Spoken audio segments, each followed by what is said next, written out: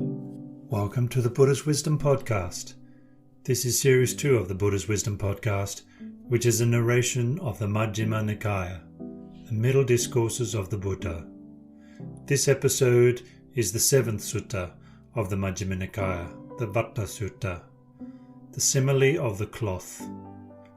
In this sutta given to the bhikkhus, the Buddha uses the simile of the cloth to compare it to the qualities of a pure or impure mind, and the results of developing such mind states. This translation of the Vattha Sutta is by Bhikkhu Sajato and is narrated by Sol Hanna. The full text of the sutta can be found on Sutta Central. This and other useful links can be found in the description below.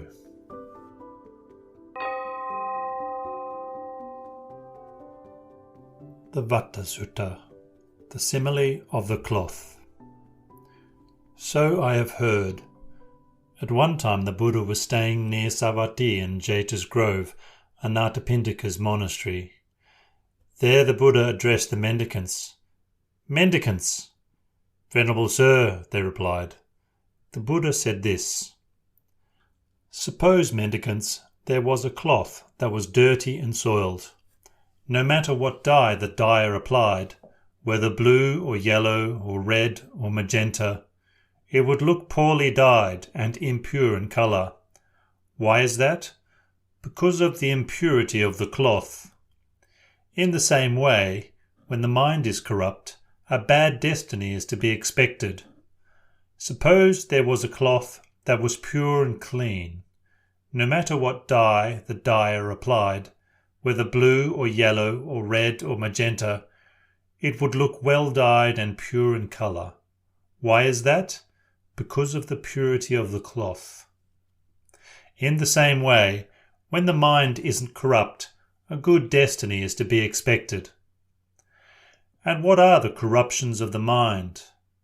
Covetousness and immoral greed, ill will, anger, hostility, disdain, contempt, jealousy, stinginess, deceit, deviousness, obstinacy, aggression, conceit, arrogance, vanity, and negligence are corruptions of the mind. A mendicant who understands that covetousness and immoral greed are corruptions of the mind gives them up. A mendicant who understands that ill will, negligence is a corruption of the mind and gives it up.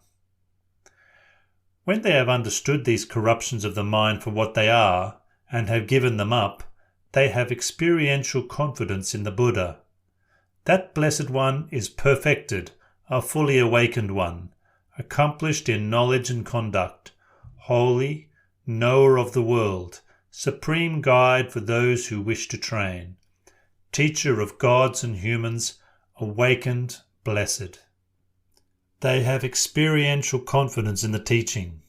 The teaching is well explained by the Buddha, visible in this very life, immediately effective, inviting inspection, relevant, so that sensible people can know it for themselves. They have experiential confidence in the Sangha. The Sangha of the Buddha's disciples is practicing the way that's good, direct, methodical and proper. It consists of the 4 pairs, the 8 individuals. This is the Sangha of the Buddha's disciples that is worthy of offerings dedicated to the gods, worthy of hospitality, worthy of a religious donation, worthy of greeting with joined palms, and is the supreme field of merit for the world. When a mendicant has discarded, eliminated, released, given up and relinquished to this extent, thinking, "I have experiential confidence in the Buddha, the teaching and the Sangha," they find inspiration in the meaning and the teaching, and find joy connected with the teaching. Thinking, "I have discarded, eliminated, released, given up and relinquished to this extent," they find inspiration in the meaning and the teaching, and find joy connected with the teaching. When they're joyful, rapture springs up. When the mind is full of rapture, the body becomes tranquil. When the body is tranquil, they feel bliss. And when they're blissful, the mind becomes immersed in samadhi. When a mendicant of such ethics, such qualities and such wisdom eats boiled fine rice with the dark grains picked out and served with many soups and sauces, that is no obstacle for them. Compare with cloth that is dirty and soiled. It can be made pure and clean by pure water. Or unrefined gold, which can be made pure and bright by a forge. In the same way, when a mendicant of such ethics, such qualities and such wisdom eats boiled fine rice with the dark grains picked out and served with many soups and sauces, that is no obstacle for them. They meditate spreading a heart full of love to one direction, and to the second, and to the third, and to the fourth.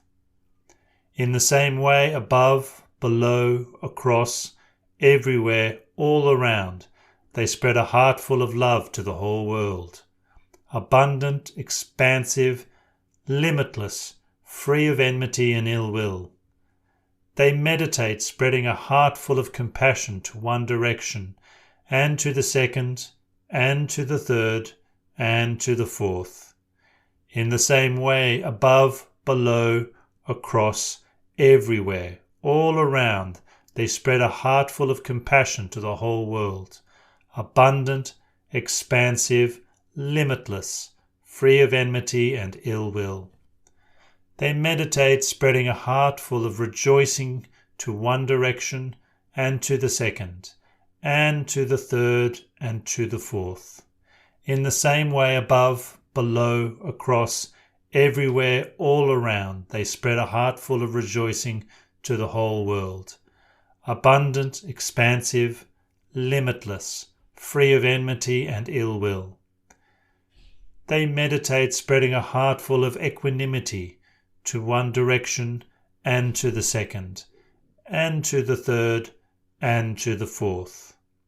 In the same way, above, below, across, everywhere, all around, they spread a heart full of equanimity to the whole world. Abundant, expansive, limitless, free of enmity and ill will. They understand, there is this, there is what is worse than this, there is what is better than this, and there is an escape beyond the scope of perception. Knowing and seeing like this, their mind is freed from the defilements of sensuality, desire to be reborn, and ignorance. When they're freed, they know they are freed. They understand rebirth is ended. The spiritual journey has been completed. What had to be done has been done. There is no return to any state of existence. This is called a mendicant who is bathed with the inner bathing. Now at that time the Brahmin Sundarika Bharadvaja was sitting not far from the Buddha. He said to the Buddha, "But does Master Gautama go to the river Bahuka to bathe?" Brahmin, "Why go to the river Bahuka? What can the river Bahuka do?" Many people agree that the river Bahuka bestows cleanliness and merit, and many people wash off their bad deeds in the river Bahuka. Then the Buddha addressed Sundarika Bharadvaja in verse.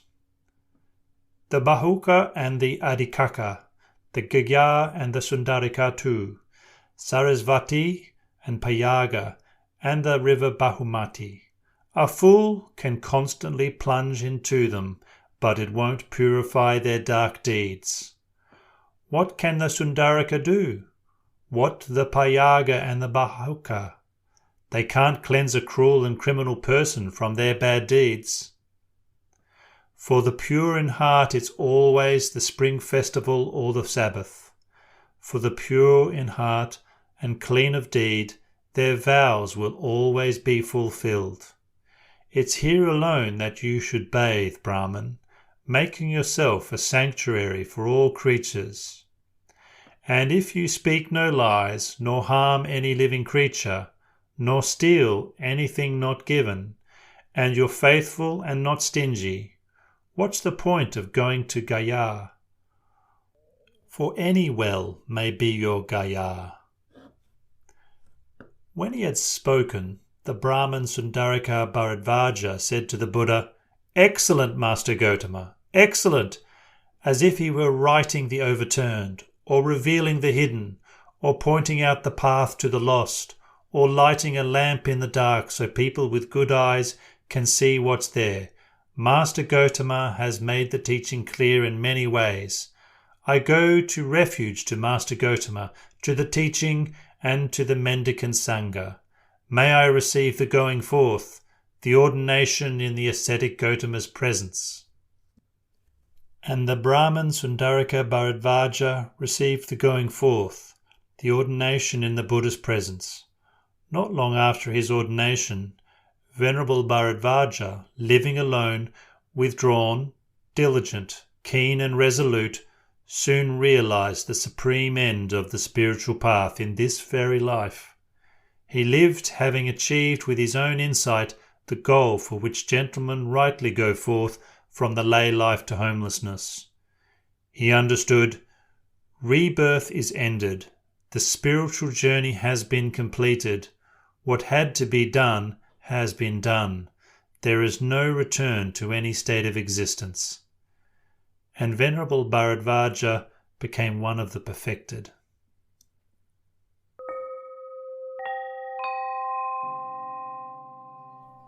If you've enjoyed listening to the Buddha's Wisdom podcast, please subscribe via your favourite podcast player for easy access to future episodes, and share this podcast with friends and family who may benefit from this easily accessible teaching.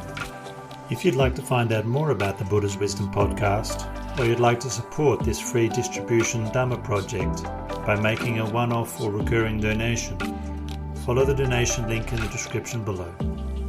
Thank you for listening. May you all find happiness and peace.